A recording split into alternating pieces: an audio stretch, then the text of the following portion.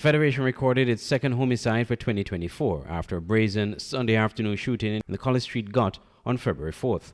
Dead is 24-year-old Jimmy Allen of Upper College Street, Bastyr, who reportedly received multiple gunshot wounds. The police said in a statement that the incident occurred between 2:30 p.m. and 3 p.m., and initial investigations revealed that Allen was accosted by two armed assailants who exited from a vehicle and opened fire in his direction. He was struck several times about the body and was pronounced dead at the scene, the police said.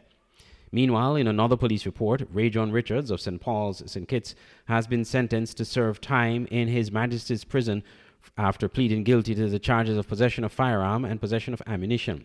The criminal offenses were committed on November 4th, 2020. On February 2nd, His Honor, Mr. Reynold Benjamin, sentenced Mr. Richards to serve two sentences, the first being 4 years and the second 8 months. Both sentences are set to run concurrently. Meanwhile, the police have arrested and charged 24-year-old Dejon Dorr, alias Baby, of Hermitage Chaos in Kitts for the murder of Kelvin Millard. The crime was committed on January 21st, 2024 in Cayon. Mr. Dorr was charged on February 3rd, 2024 at the Bastyr police station. I'm Andre Huey for Skn Newsline. The Royal St. Christopher and Nevis Police Force has taken a decision to restrict Trinidad and Tobago dancehall artist Skn 6 from performing in St. Kitts and Nevis. According to police, the decision was made following a comprehensive security assessment executed in collaboration with relevant local and regional authorities, following consultations with the Chamber of Industry and Commerce and other local stakeholders. According to a statement from police, the security assessment identified within the artist's work explicit endorsements of violence, promotion of criminal activities, and a consistent glorification of gang life. The performance restriction on Skn 6 aligns with police's ongoing efforts to ensure the artists whose performances and content may pose security risks are not permitted to perform within the country, according to the release. The police added, quote, "The meticulous evaluation of the potential negative impact on public order and safety bolsters our decision. Public safety and security remains our top priority, and this decision further underscores our dedication to maintaining such an environment for all citizens and residents," end quote. St. Kitts and Nevis is not the only island in the region that has expressed concerns about the artists performing in their territory. Most recently, Grenada was expressing concerns with the artist who was booked to perform there. The concerns over his performance may not only be based on his lyrics. In December 2023, the artist, while returning from a concert in Barbados upon arrival from the Piarco International Airport in Trinidad, was attacked by gunmen on the Churchill Roosevelt Highway in St. Augustine, which led to the death of 5 people, including a woman who was hit by a stray bullet in her home. Skn 6, in an interview on regional current affairs program The Narrative, expressed bewilderment as to why he's been objected to performing in these countries. Are you part of a gang now? No, it's not no gang thing. It's just music. It's just entertainment. It's just what people want to hear. But they tried to kill you twice. There were 2 attempts on your life. What's that about? How did that come about? Why are people trying to kill you? I would say that is more than music. That is more than just music. Because it had to source in the area of jealousy day. You understand? Because all the time that music was going on before me, the Wako used to sing all kind of music. Youngsters that sing all kind of music. There are artists that in the industry right now that sing more disrespectful tunes than me. You understand? And nothing will be happening to them. I'm not saying that I'm watching that, but I would say it's jealousy because it's not me alone doing this. That is why I just don't understand. It's not me alone singing this kind of music. Skn 6 was due to perform at an event called Obsessed, an all-black affair in St. Kitts, which was cancelled by the promoters due to the decision by the security forces. Andre Huey, Skn Newsline.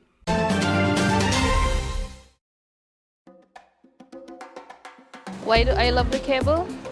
Well, I have their internet service at home and I never have issues with connectivity. And the way that they're always giving back to the community, that's impressive and that's a win in my book.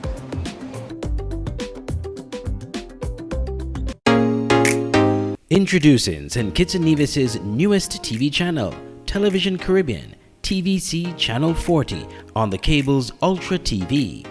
TVC promises to deliver the finest in television broadcasting in St. Kitts and Nevis and the Caribbean, with some of the best local programs in news, sports, and entertainment. Join us for Insights, where we delve into the lives of our guests. Let me see what happened if I put this to it. Big explosion, like, okay, note to self, don't do that again. Or get in-depth analysis on Newsline 360. We have sports, entertainment, and inspiration. It's all here on TVC Channel 40 on the cables Ultra TV, on Tel TV cable network in St. Martin, and on our website www.tvcplus.live. TVC Channel 40. See the difference.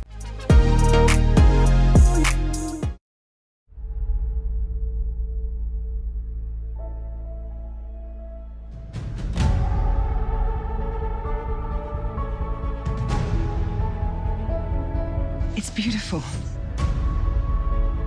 He took one look at you and the angels started singing. Another wonderful day. What would you say about staying here for a few months or like a year, just so that we can be together again and just live and love and laugh and have fun and breathe?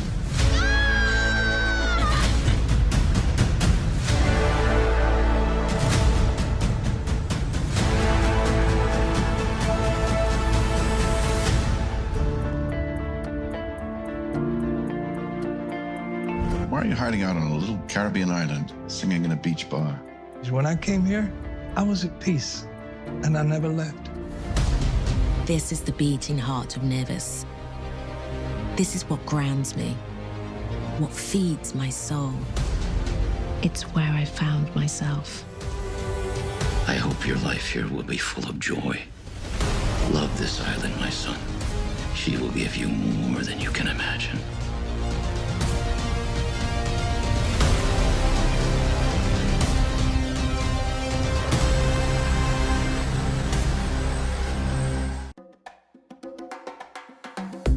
I love the cable because they're real. What you see is what you get.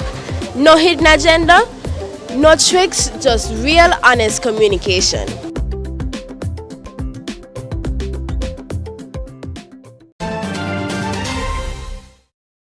At a recent press conference of the People's Labour Party, PLP, Dr. Timothy Harris was critical of the government's performance on the economy and its failure so far to curb violent crime. Dr. Harris blamed the current Labour Party-led federal government for escalating crime that affects economic activity and for withdrawing critical assistance to citizens that was also generating economic trickle-down effects. There were a lot of ideas that I gave them, and they're making a nonsense of them. When they withdrew 3,000 persons on account of politics, and that $500 every month that was circulating in the economy, all of it was being spent at the various supermarkets, at the shops, in the communities. And you withdraw that. Multiply of that from the economy. We can't be surprised that everybody's saying nothing a keep. When you make a mockery of the peace program, and it's not perfect, never will be, that was giving our sons and our daughters an opportunity to make an honest living, to pursue an alternative path. And you see them now becoming legitimate businessmen. You see them providing services, and you see the country inherits a peace dividend which impacts upon the broader economy, because there is less fear, more business can be transacted. People can open up long hours. But when every minute is the pow-pow, you got to safeguard your life first, just as we did in COVID, and business will come after. While the government pursues its sustainable island state agenda, there are some concerns about the effects of a global slowdown, global inflation, and sustained commodity price volatility from ongoing wars and geopolitical uncertainty. Glenn Bart reporting for Skn Newsline. Overall crime on Nevis rose slightly in 2023 over the total number in 2022.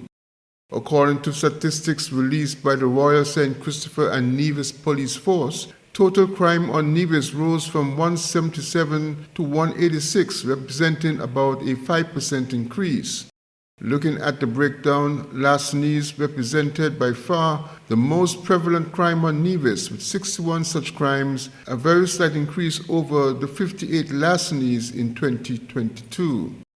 4 murders were recorded in 2023 compared to 1 in 2022, representing a 300% increase over 2022. Other major crimes included shooting with intent that stood at 0 in 2023 compared to 1 in 2022, and there were 2 attempted murder crimes. The figures increased slightly though, with bodily harm types of crimes that rose from 25 in 2022 to 27 in 2023. Sexually related crimes rose by 100% to 2 in 2023. Breaking crimes dropped from 35 in 2022 to 30 in 2023. But the second most prevalent crime on Nevis was malicious damage at 43 in 2023 compared to 34 in 2022. Glenn Bart reporting for Skn Newsline.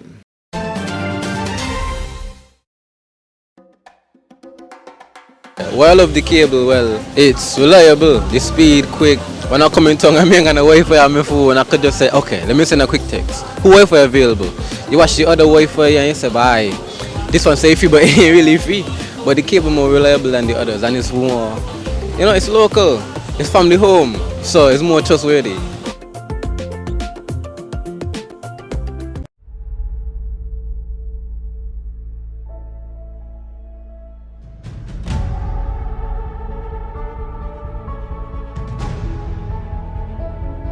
It's beautiful.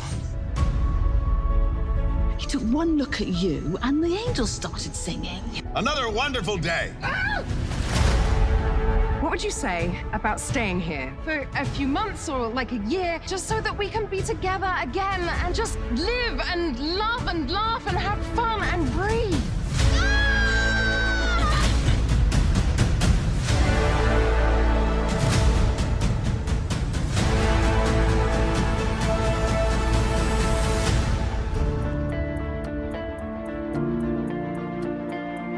Why are you hiding out on a little Caribbean island, singing in a beach bar? When I came here, I was at peace, and I never left. This is the beating heart of Nevis. This is what grounds me, what feeds my soul. It's where I found myself. I hope your life here will be full of joy. Love this island, my son. She will give you more than you can imagine.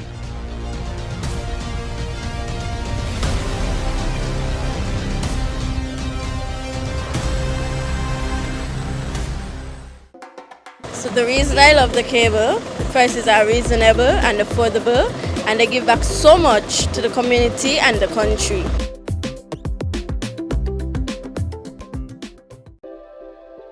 At Digital Print Plus and Crafted by Design, we're thrilled to be your go-to print shop located in the heart of Bastille.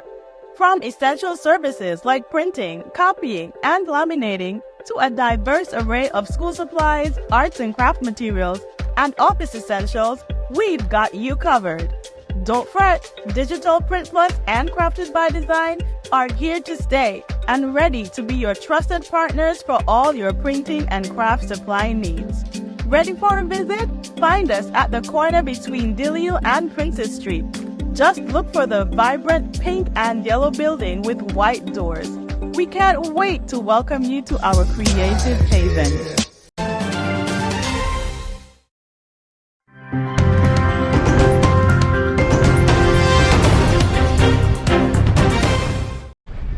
Tonight in Cuba, long lines of cars wrapping round gas stations. Many waiting for hours to fill up their tanks, growing nervous ahead of an unpopular proposal to spike gas prices.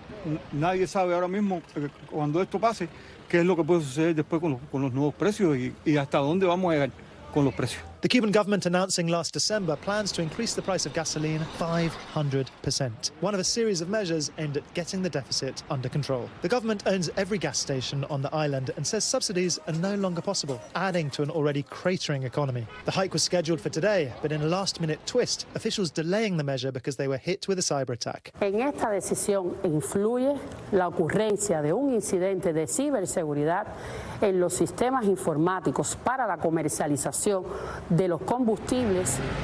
Despite the delay, most worry higher prices are inevitable. Se puede demorar una semana, se puede demorar un mes, pero va a afectar el nivel adquisitivo de la población, que ya de por sí está deteriorado. Under the new proposed fuel spike, filling a tank of gas would cost at least 4,500 pesos, at a time when the average salary is about 4,000 pesos, that's $14, forcing people to make the decision between gas or all other life expenses. No solo es que ya yo prevengo que van a subir la inflación en un 2 dígitos y 3 dígitos, sino que ya pasó. O sea, ya está pasando en las últimas semanas que muchos de los productos que se estaban vendiendo se le han ido subiendo poco a poco el precio. For decades, oil from Venezuela has been a lifeline for Cuba's economy. But ever since that country's economic demise, gas deliveries have reduced sharply, leaving the island to rely on fuel shipments from Russia and Mexico. But now, residents are worried about an escalating crisis. Over the last 2 years in Cuba, the price of a carton of eggs like this has more than tripled. Eggs are now so expensive that an average state salary doesn't even stretch to buy 2 cartons of eggs a month. Y los precios de la vianda y eso son cosas que sí van a subir por el tema del petróleo. Raul Silva, owner of a restaurant and food store, worries that more taxes on fledgling private companies will stymie any economic recovery. No sé por qué se toman esas medidas que uno de antemano sabe que va a crear un impacto de decrecimiento en la economía del país. Over the last 2 years, Cubans have emigrated from the island in record numbers. In the short term, at least, price hikes could add more fuel to the fire. Ed Augustin joins us tonight from Havana. Ed, things there have been really bad in Cuba for a really long time, but this new wave of economic depression is reminiscent of the special period in the 90s after the collapse of the Soviet Union. What is the government saying, and are demonstrations being discussed? The government's line is that this is the necessary medicine. You know, Cuba has a hugely inefficient economy, and it heavily subsidizes things like gasoline, electricity, and water. And the government's broke, and it has been for many years. That's one of the reasons there are so many power cuts. That's one of the reasons that salaries are so tiny. So their line is that in the short term, it's going to be painful for the population, but that this adjustment in the medium term is going to lead the economy back to growth, that they argue is going to ultimately be better for Cubans. But having said that, we're talking about massive price rises here. You know, we're not talking about doubling petrol prices. That would be massive in and of itself. We're talking about a 500% increase. Now, that's not only leading to angry motorists, that's leading to widespread anxiety across Cuba about how those price rises will factor in across the economy to lead to higher food prices, for an example. And people are nervous about it. It's a tense time here. I think the population is anxious. The government also is rather anxious. Having said that, this journalist here speaking to you now hasn't heard at this point any suggestions of demonstrations. And Ed, while I have you there, I am curious the timing of this cyber attack. Do we know any more about the motives behind it, or which country or actors may be behind it? We don't know anything much. The government announced that there has been a cyber attack. We know, looking at the history of the United States and Cuba, that there have been various attempts to destabilize Cuba politically and economically from the United States, both by organs like the CIA. You have to go back to the 60s to find examples like that. And there are also about $20 million a year that circulate to apparently promote democracy here. And historically, a lot of that money has been used to try and destabilize the government too. But there's no allegation by the government about who it might be. In fact, just kind of a gossiping with a friend of mine earlier, there was suggestion, at least an idea, that maybe this is kind of a convenient excuse for the government to perhaps back down or put off these price rises, which they know are going to cause a lot of popular discontent. As anticipation builds for the upcoming local government elections, the significance of polls and their credibility takes center stage. Our reporter Celine Campbell today spoke to an Insight officer who opens up about their upcoming polls and what they may suggest about the electorates. Polls, pivotal instruments shaping public opinion and political strategies sponsored by different parties or organizations, and a common feature of the political landscape. So as Jamaicans make their way to the polls come February 26, it's no surprise pollsters are already in the field gauging electorates' responses. Chief Insights Officer for Blue Dot Insights, Janae Stevens-Taylor, reveals a poll is ongoing. But while she is unable to comment on the current political climate, she recalls results from the last poll conducted in September 2023. The incumbent JLP continues to maintain a small lead over the opposition in terms of voter intent, but a more considerable lead in terms of favorability. But it is not necessarily translating to their intent to vote. And so we saw in the last poll a notable narrowing of the margin by which the JLP leads. But how credible are the polls? Stevens-Taylor explains the findings can be fallible, hence the attempt to fortify. For example, the margin of error of which you speak. We can minimize that margin of error by talking to more people. The more people you engage with, the more likely it is that the data that you collect reflects that larger population. Another way that we shore up the credibility of our polls is with rigorous and scientific sampling, which is just a fancy way to say we are precise.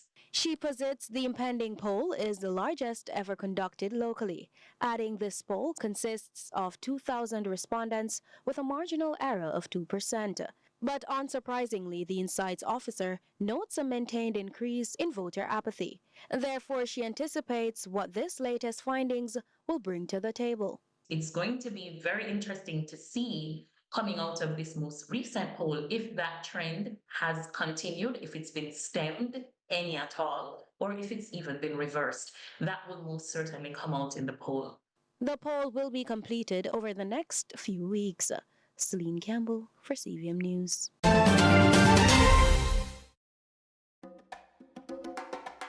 Why do I love the cable? Well, I have their internet service at home and I never have issues with connectivity. And the way that they're always giving back to the community, that's impressive and that's a win in my book.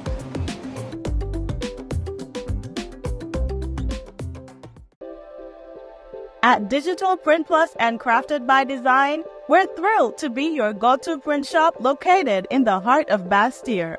From essential services like printing, copying, and laminating, to a diverse array of school supplies, arts and craft materials, and office essentials, we've got you covered. Don't fret, Digital Print Plus and Crafted by Design are here to stay and ready to be your trusted partners for all your printing and craft supply needs. Ready for a visit? Find us at the corner between Dillio and Princess Street. Just look for the vibrant pink and yellow building with white doors. We can't wait to welcome you to our creative haven. Introducing St. Kitts and Nevis's newest TV channel, Television Caribbean, TVC Channel 40 on the cable's Ultra TV. TVC promises to deliver the finest in television broadcasting in St. Kitts and Nevis and the Caribbean, with some of the best local programs in news, sports, and entertainment. Join us for Insights, where we delve into the lives of our guests. Let me see what happens if I put this to it. Big explosion, like, okay, note to self, don't do that again. Or get in-depth analysis on Newsline 360. We have sports, entertainment, and inspiration. It's all here on TVC Channel 40 on the cable's Ultra TV, on TelTV Cable Network in St. Martin, and on our website www.tvcplus.live. TVC Channel 40. See the difference.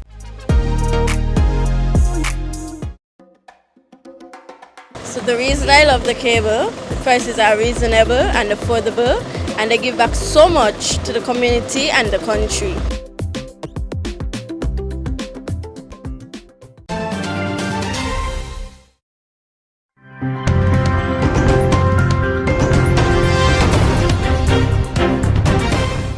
Breaking news regarding King Charles. We are learning that he indeed has been diagnosed with cancer. This comes just a week after he was released from the hospital after undergoing a procedure to treat an enlarged prostate. Let's bring in our foreign correspondent, Maggie Rulli, in London. She's been working all the breaking details. Maggie, what do we know? Hey, Kira. Yeah, well, we've been following the King's health now for a few weeks after you mentioned he went in for that procedure on what at the time they said was as an enlarged prostate. But just moments ago, Buckingham Palace was out with a statement. Let me read it for you now. They say, during the King's recent hospital procedure for a benign prostate enlargement, a separate issue of concern was noted. Subsequent diagnostic tests have identified a form of cancer. Now, right now, that's really all that we know. Buckingham Palace, again, just releasing this statement moments ago.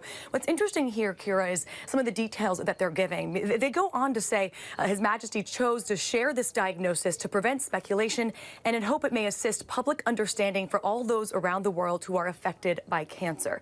Now, you may remember when he went in for that enlarged prostate, he was very open about his medical history, again, hoping to raise awareness for prostate issues in men. It seems he may be doing something similar here. But of course, Kira, right now our questions are surrounding his health. How is he doing? We did see him out and about yesterday briefly, leaving church in Sandringham, but other than that, we haven't seen him. And so right now, people are thinking of him, wondering exactly what kind of cancer this is, how far along it is. Right now, we just don't have those details yet, Kira. I mean, he's 75 years old. He's only been king for 17 months. You and I were together for the, all the various ceremonies. As you mentioned, he's been very open about this surgery. So what do you think the next steps will be? Well, it's a good question, Kieran, and I think based on how open he has been, there's questions here if he will continue to be open. He obviously has to go in for some form of treatment. Again, we don't exactly know what that treatment's going to look like. Will he be open about it? Will he keep informing the public? Maybe he has said he wants to raise awareness, and as he just released in this statement, he wants to reach out to those people who also have cancer. And we know there's a growing number around the world, and so I think it'll be interesting to follow him on this journey. But, Kira, something else you just said there is so important. He's only been king, like you said, about 17 months. His coronation was less than 8 months ago. He's a man that just entered his kingdom right now. He's been waiting so long for this, and to have this diagnosis happen now, he's got to be going through a range of emotions, and it'll be interesting to see how he uses this diagnosis and his platform to potentially make a difference. Yeah, and it's interesting, and you know this from covering the royals for so many years. It's unusual, I don't know, I think, to be this open and transparent, even sort of from the beginning, because as we know, Princess Kate also went in for surgery as well. We were talking about both of them, her abdominal surgery, what he went in for as well.